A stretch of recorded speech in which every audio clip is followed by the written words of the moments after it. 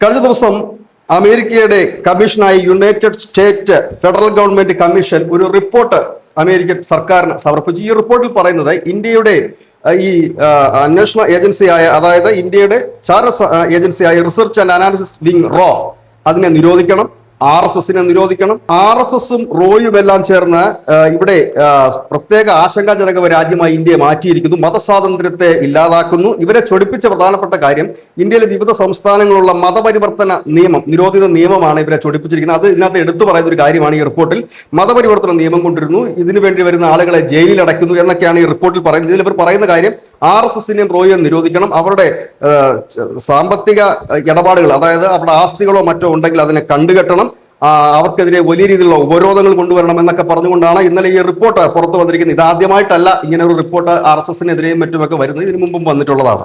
അപ്പോൾ ഇതിനെതിരെ മറുപടിയുമായി ഇന്ത്യയുടെ വിദേശകാര്യ മന്ത്രാലയം ജസ്വാൾ രംഗത്തെത്തി. അദ്ദേഹം പറഞ്ഞത് അമേരിക്കയിലുള്ള ഹിന്ദു ക്ഷേത്രങ്ങൾ നശിപ്പിക്കുന്നതിലേക്ക് ശ്രദ്ധ പതിപ്പിക്കുകയാണ് വേണ്ടത്. ഒപ്പം തന്നെ ഇന്ത്യയെ മാത്രം തെരഞ്ഞെടുത്ത് ലക്ഷ്യം വെക്കുന്നത് ശ്രദ്ധിക്കണം. ഇന്ത്യൻ പ്രവാസികളെ അമേരിക്കയിൽ നടത്തുന്ന അവഹേളനങ്ങളും ഒപ്പം തന്നെ അവർക്കുള്ള ഭീഷണികളുമാണ് നിങ്ങൾ ശ്രദ്ധിക്കേണ്ടത്, അല്ലാതെ ഇന്ത്യയിലേക്ക് നോക്കുകയല്ല വേണ്ടതെന്ന് പറയുന്നു.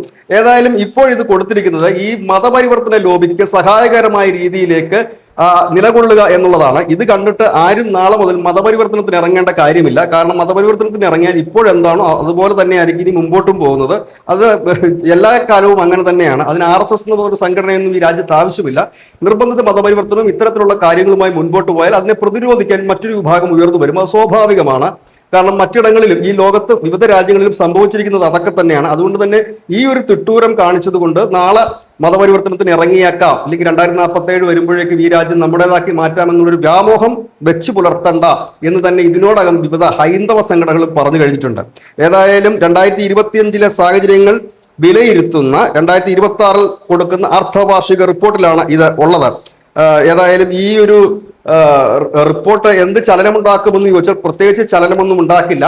തൽക്കാലം ഈ മതപരിവർത്തന ലോബിക്ക് 2-3 ദിവസത്തേക്ക് ഒരു ആവേശം വിതറുമെന്ന് മാത്രമേ ഉള്ളൂ, അതിനപ്പുറത്തേക്കൊന്നുമില്ല. ഇതിനു മുൻപും ഇതുപോലെ തന്നെയുള്ള സംഘടനകളെ, വിശ്വ ഹിന്ദു പരിഷത്ത് അടക്കമുള്ള സംഘടനകൾക്കെതിരെ ഇതുകണക്ക് റിപ്പോർട്ടൊക്കെ അവർ കൊടുത്തിരുന്നതാണ്. ഇത് മതപരിവർത്തനത്തിന് ഇപ്പൊ പലയിടത്തും അതിനെ തടയിടുന്നുണ്ട്, അതിന് വേണ്ടിയിട്ടാണ് ഇതിട്ടത്. പക്ഷെ അതുകൊണ്ടൊന്നും തടയിടാതിരിക്കുകയൊന്നുമില്ല. News desk Malayalam.